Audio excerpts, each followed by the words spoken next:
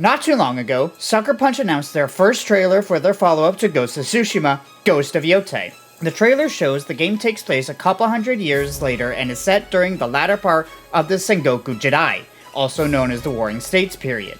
While there is general excitement about the game, there are also some concerns about this new direction. And since I used to cover Ghost of Tsushima exclusively, I thought I'd give my analysis. I'm Wolf the Ronin, and I wanted to share my personal thoughts on what we can expect from Ghost of Yotei. So let's address the elephant in the room. I was completely wrong. A few years ago, I made a video about my predictions for a Ghost of Tsushima 2. I talked about how killing Shimura was the canon ending, and while I do believe this is still the case, yes, I am very aware of the Nate Fox interview. You can go to my other video and see why I think the way I think. I stand by my statement. I don't think we'll get a concrete answer until Yotei comes out. Instead of being a direct follow-up to Ghost of Tsushima, this game has a new setting in the mountain ranges of Yotei in 1603. The game features a brand new female character, a Ronin named Atsu, played by Erika Ishi. I'm actually not too sure how to pronounce her last name, so I apologize if I butchered it. Truth be told, I was not expecting to jump from the Mongol invasion all the way to the end of the Sengoku period. Don't get me wrong, I love Sengoku, and I think there's a lot of rich history to play around with. But I was hoping to continue Jin's journey as he further embraces his persona of the Ghost. Sucker Punch created an outstanding character-driven story in Ghost of Tsushima, with a relatable protagonist with a realistic goal. And it's a shame that we don't get to continue his story. In an interview with Nate Fox after the trailer was released, he said something I found a little interesting. We at Sucker Punch love origin stories. I'm not gonna lie, I also love a good origin story.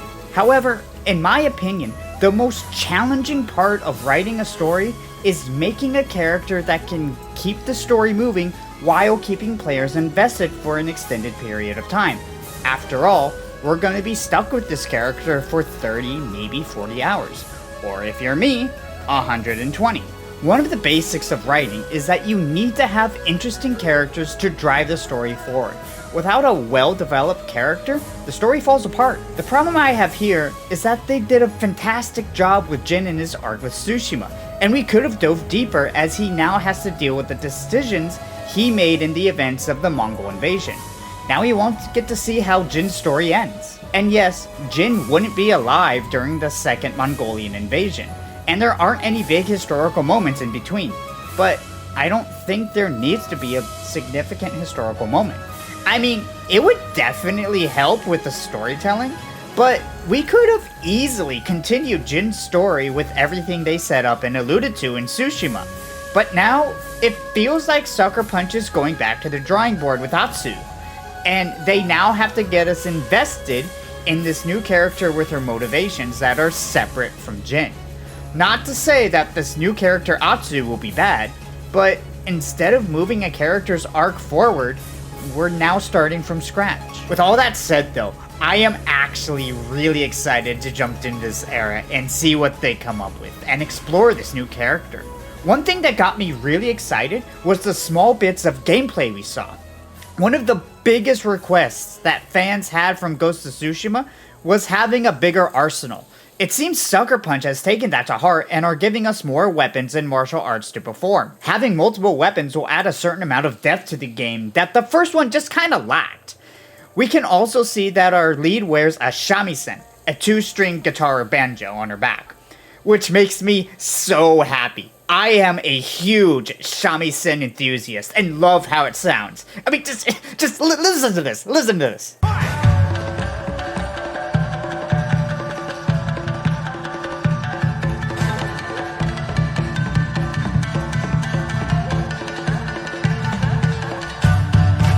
Speaking of sounds, it's a little strange, but I was getting a bit of a Western vibe from the game. Now this isn't surprising, as black and white samurai and cowboy films from the 60s shared a lot in common. As mentioned before, the game takes place in the mountain ranges of Mount Yotei, which is modern-day Hokkaido. The volcanic Mount Yotei is similar but different enough from Mount Fuji. Ghost of Yotei is set in 1603, which is the latter end of the Sengoku Jidai. There's a lot of rich history around this time period.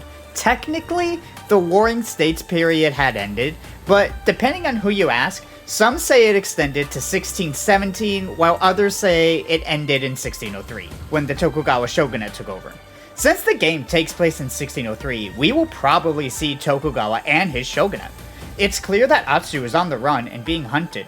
Atsu could be a former Onabugeisha, or a warrior woman, who is being framed for something. From what we have seen so far, it reminds me of Netflix's Blue-Eyed Samurai.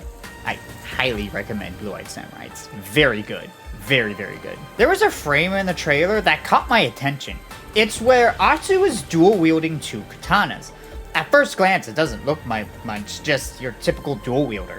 But if you look at her stance, it's telling us something. She's using Niten Ichi Ryu, or translated to the school of the strategy of the two heavens as one. This is the two-sword style that Musashi Miyamoto developed. Miyamoto was a swordsman who lived from 1584 to 1645. It is said that he started to create Niten Ichi Ryu when he was around 21 years old. So, if we do some math, we can figure out that Miyamoto is alive and about 19 years old during the events of Ghost of Yotei. Whether Miyamoto made it to Hokkaido is unconfirmed, but I think it would be fair to call this a creative liberty. I think the idea of Atsu learning Kenjutsu from the greatest swordsman to ever live could forgive some historical inaccuracy. Or what if we help Miyamoto further develop his style for one of our side quests and inspire him to write the Book of Five Rings? Going back to the setting real quick, being set in Hokkaido, there is a strong chance that we will interact with the Ainu people. The Ainu were indigenous people who resided in northern Japan and southeastern Russia.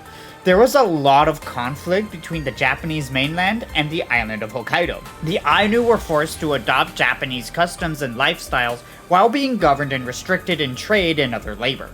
However, after doing some research, I couldn't find any big moment in the Ainu's history during 1603. Not to say that there was no conflict. In fact, during the Sengoku era, there were at least 9 different conflicts between the Japanese and the Ainu. Just nothing as big as their subjugation during the Meiji Restoration. Alright, with all that said, it's theory time! My theory is that Atsu is a Hokkaido-born Onabugeisha who is out for revenge.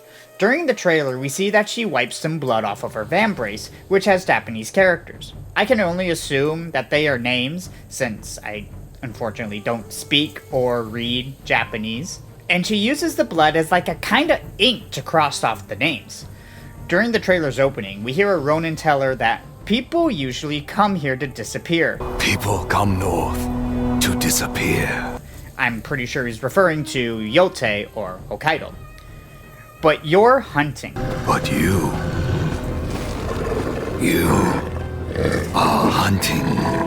This is what tells me that Atsu might be Ainu, because the Ainu people were hunters and foragers, and the Ronin at the start is making a lot of references to hunting and being hunted. The Ainu also had a tendency to hide their Ainu heritage and act like they were Japanese, which is what I think Atsu is doing, and the Ronin she kills never suspected that she could have been Ainu. I do want to do a little more of a deep dive on the Ainu people, because as I was researching, I found that their culture and their heritage was really fascinating. So I might do an Ainu dedicated video at some point, because they have some really interesting stuff. But those are just my thoughts and theories on what we could see in Ghost of Yotei.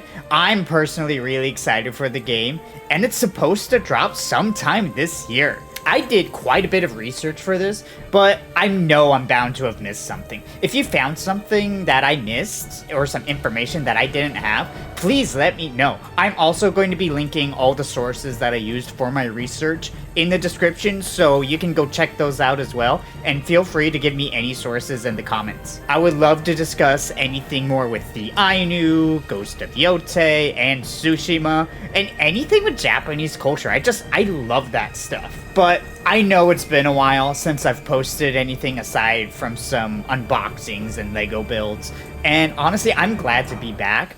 Although I'm not going to be as consistent as I tried to be back then.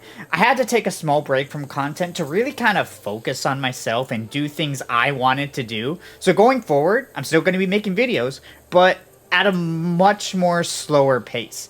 And I'm going to be talking more about things that I want to talk about. I mean, I talked about things I wanted to talk about before, but I'm not going to let the stress of trying to follow the algorithm get to me. I mean, clearly, I should have uploaded this a long time ago when the trailer actually dropped, but I don't want to feel that rush of the pressure, so I'm making it now, and I'm just excited to be talking about samurai stuff and Japanese culture again. So I hope you can join me with this, and thanks for watching. It really means a lot. I'll see you guys next time. 壊れた森で全部忘れて自分の名前さえ